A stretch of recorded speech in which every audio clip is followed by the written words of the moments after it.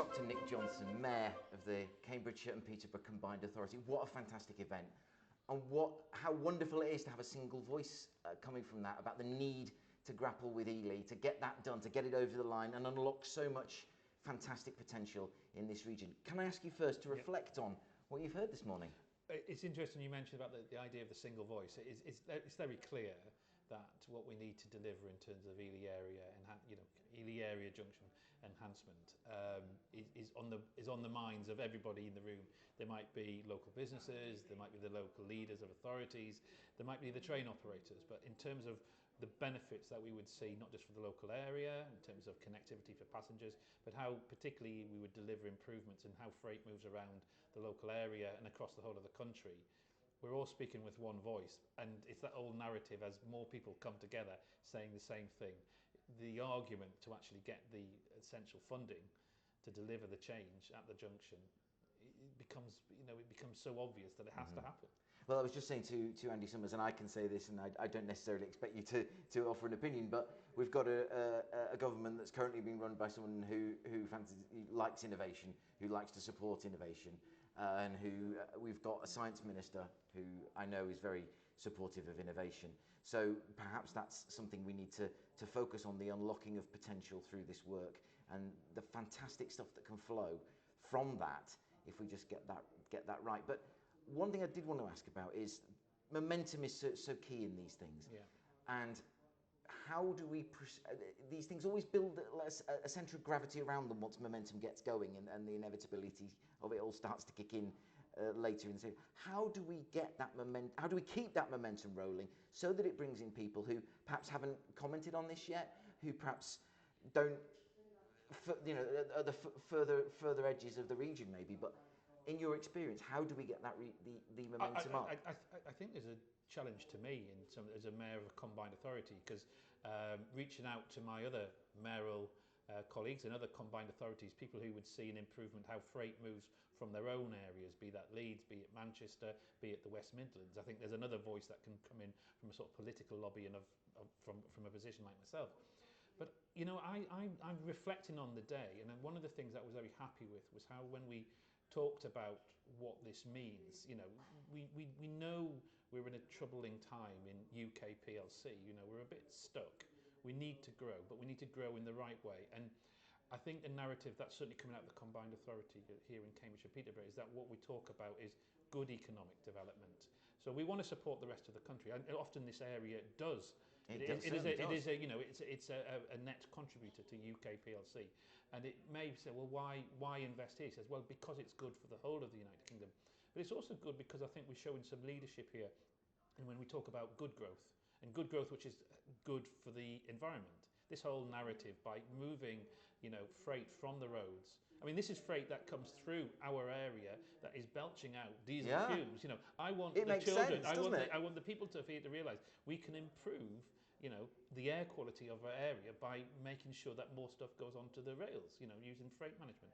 But that for me, as a medic, as a children's doctor, is always about the public health angle. So we need to start thinking more when we're making these investments, because it's not small money, that I understand, but by looking at how the budgeting process goes, and just not investment at the Department of Transport, but what this does in benefits for the Department of Health, what this does in developments for the Department around business, investment. We need to think differently how we move forward. But then, even though we know that every pound investment in this would give us almost £5 back, which is a fantastic return, we need to maybe look at how we get the initial investment by looking at different pots from across the central government. Absolutely. I mean, I heard a stark statistic, and it was a fantastic piece of information I heard recently, which was that for every £9 that the UK generates in economic activity, £1 of it comes from this city.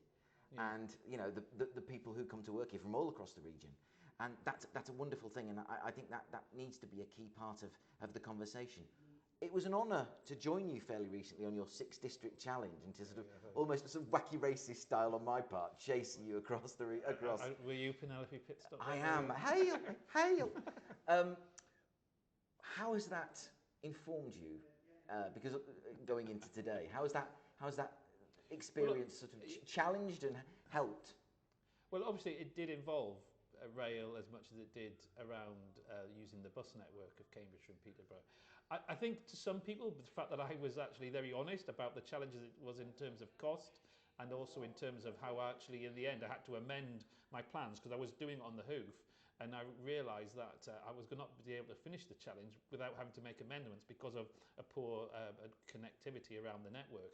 I think it just reinforced a narrative that I'm serious working with my colleagues within the Combined Authority, indeed working with leaders across the Combined Authority areas, that we do need to see those improvements, particularly in the bus network, and that means that the work that we're doing about the bus service improvement plan, the network review, and just looking at overall systemic challenges, and also just things around affordability and the practicalities of ticketing, looking towards the one ticket that you can use across the area, just reinforce my drive and my passion to deliver better public transport, particularly obviously around the buses in Cambridge and Peterborough. But it would be foolish not to acknowledge that we have rails coming through the area. That also includes the North Coast, North East lines moving between Peterborough, Huntingdon, St Neots. It's something, ironically, it just reinforced that. I think in the way that we often talk about the National Health Service is something that's almost, it's always been there for us, and it's that for public good. We've lost our way over decades, Yes. in terms of public transport. And we could also say that about other areas of the economy, the water industries, the electric, but particularly about transport. Transport and access to good quality, reliable, frequent public transport is no longer a guarantee in this country, and we should go back to those times. I think it's a very strong point you make about the concept of the public good, Yeah. which has kind of been lost in, if I dare say so, an obsession with what we might call the sticker price of anything, or the cost of everything, but the value of very little. And the cost of the Ely Junction versus its value, well, it really. Come on. I know, and so there's a public good about connectivity. You're dealing with issues around, rural. If we can improve the Ely area junction, we will need that improve the connectivity of the north and south of Cambridgeshire. That immediately has improvements around people's access to employment and education opportunities. But then I think going back to why I even got into this role is because I know that by investing in public transport, allowing people to make an option where they don't always just immediately resort to using their car, be it through a better alternative through buses or through trains, or indeed using active transport, that ultimately will better for the public health good. And that's kind of why I came into this role. Yeah. And I want to just keep advocating for that. And I think my role is as a medic who's come in to a politician's role. I think it's a relatively unique position to be in, and one which is a powerful advocate at the head of a combined authority that really means it. When we talk about improving the lives of our community, it goes back to my famous 3 C's. Yes. Compassion, cooperation, community. If you really care about making real meaningful change to the lives of the people around you, you've got to look at how you integrate transport, how you integrate education, how you integrate employment opportunities, local business, private enterprise, third sectors, and then put that all together with an improved transport network. Then you're showing that you care, you're working together, second C, cooperation, and then you really do deliver for the community. Well, I can't top that, and I'm absolutely look forward to supporting. Eastern Promise looks forward to supporting you in getting Ely over the line, improving transport throughout Cambridge and Peterborough. It is it's a key thing because there's so much good stuff, so much innovation, so much potential that can be unlocked, and to serve not just the rest of the region but the country, the world. And on that grandiose note, Dr. Nik Johnson, always a pleasure. Thank you very much. Okay, I look forward to working with you. Thank you.